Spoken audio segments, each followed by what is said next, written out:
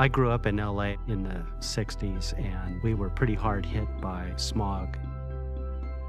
I remember days when we had play inside days because we couldn't go out on the playground.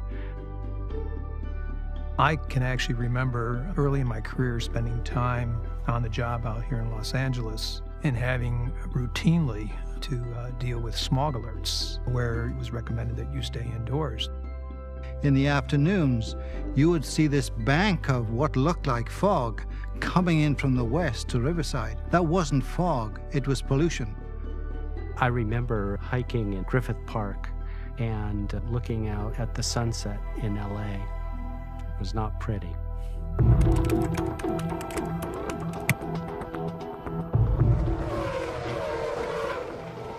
From our earliest years, we've been very focused on racing. What racing teaches you is to fight for fair rules.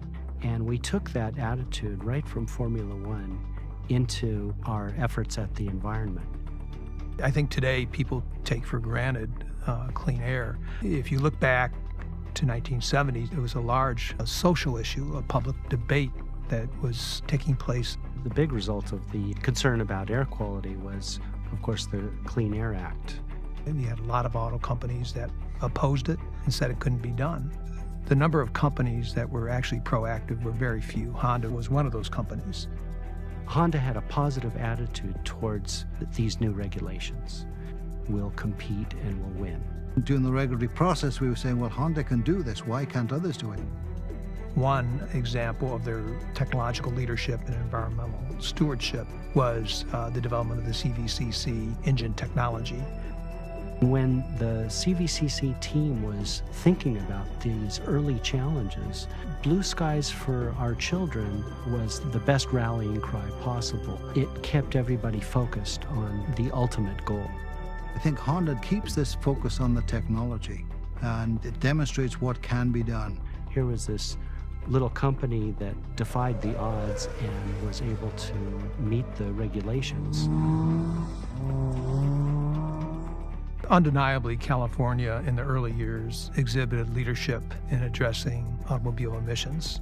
In 1990, California passed the low-emission vehicle regulations. They cut tailpipe emissions dramatically.